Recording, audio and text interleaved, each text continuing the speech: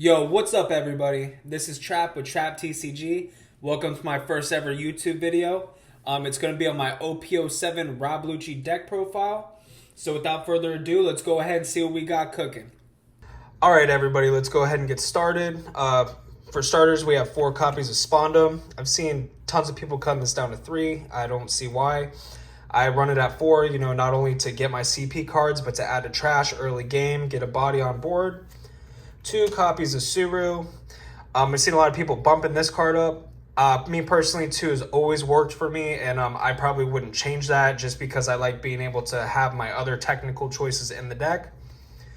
2 copies of Helmeppo. 2 copies of Spondine. I've seen this card getting a bump as well. I think if you're playing Lucci correctly, 2 Spondine is good, especially being able to recycle Spondine when you get into more of a grind game and you got less cards in the deck. Now moving on to 2 copies of Brook. This card I'm definitely going to end up bumping up. I think it's the best 3 Dawn turn play. And being able to knock out a character essentially the turn that he has played is super nice, especially with leader ability.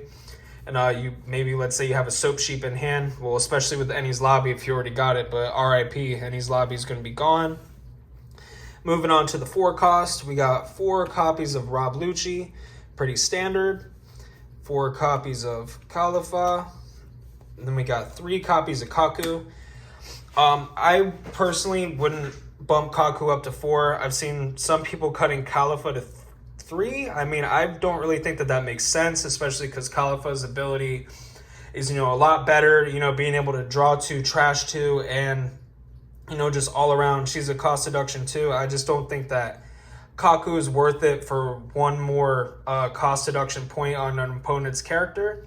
So I just stuck with 3. And then we got 4 copies of Rebecca, the most broken black card in the deck besides Gecko Moria, in my opinion.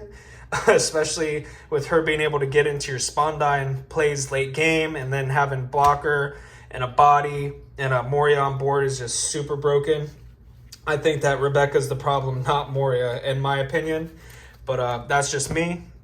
Moving on to some of the higher Dawn characters. We got 3 copies of Sabo. Sabu is another card that I had cut, for some of my other choices. I think that 4 gets a little cloggy. I think 3 is just the right amount of ratio for me. I've seen a lot of other people are doing the same thing. We got 2 copies of Kaku. Once 08 hits, I will be cutting Kaku. I think Kaku is still a very good card, but I just don't think that he is going to be as good as we, would think that he would be in the next format, so therefore I'm cutting him.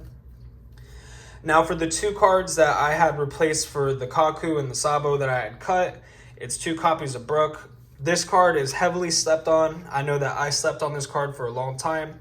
I was not running it, but his ability, being able to put an opponent's character in the trash instead of KOing him is really strong, especially with a lot of Sabos running around, Black Yellow Luffy, the new ST14 Luffy.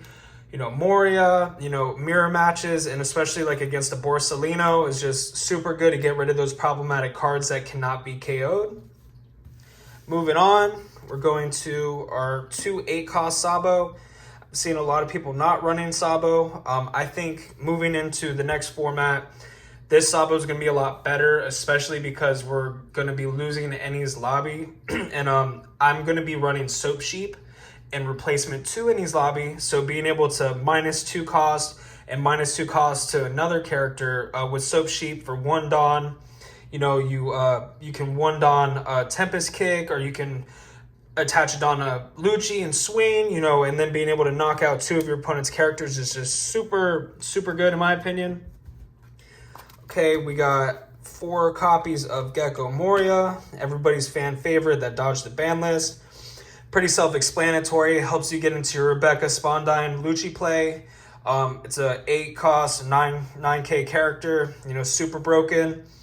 My only thing about this card, I know a lot of people wanted it banned, but I just wanted to express that, with Black Yellow Luffy out there, and a bunch of other black decks that, really rely on this card, I think getting rid of this or leader locking this card would kill a lot of the other decks out there. And I think it would almost completely kill Black Yellow Luffy. And I just don't agree with Moria getting banned at this moment, but we'll see in the future. Now moving on to our event cards, we have 4 copies of Tempest Kick. Seen people dropping this to 3. I don't know why. Maybe it just depends on their locals or what people are playing. But running this at 4, in my opinion, is crucial because it's no stipulation, draw 1 for 1 Dawn. And then if you have 10 cards in your trash, you can give -3 cost to an opponent's character, which is super busted, super good. CP card, so it's recyclable. And I wouldn't run anything less than 4. Moving on, we have 4 copies of Eni's Lobby. Now, we all know that this card is going to be, disappearing soon. We're not going to be able to run it. Like I said, I think Soap Sheep is a good technical choice. It's a CP card. It's -2 to 2 characters. Essentially, it does what Eni's Lobby does, except for it's not as good. It just costs more Dawn. And it does not stay on board, but I still think that we're going to be able to power through that. We could add in a little bit of Ice Age, but we'll include that in our next deck profile once OP08 comes to the US, so stay tuned for that. And for the last 2 cards that we're running, 2 copies of Finger Pistol. I think that this card is very good. I think early game, being able to KO 5 cost and add some cards to your trash is just super good. It's a CP card. I was running 2 Isho. I think Isho is still a very good card, but it's entirely situational. I just think a lot of the times when I'm in my 8 Dawn play, I would really be hoping that I'm in either a Moria or an Asabo, and I just think that Isho wasn't really the best pick for me. I think that he's really good going into decks like a Nell, where they have a heavy hand, or against Dofi, or maybe even a Bonnie. But it's still in testing. I think maybe next format we'll see. But yeah, other than that, we're just sticking with Finger Pistol for now. Well, that concludes today's profile. If you made it this far, thank you so much for your support. And if you enjoyed today's content, please leave a comment, like, and subscribe down below. All feedback is greatly appreciated. I always like to know what I could have done better. And please be on the lookout for more deck profiles, online simulator plays, and combo tutorials. And I look forward to bringing more OP TCG content to you. Have a great day, and peace.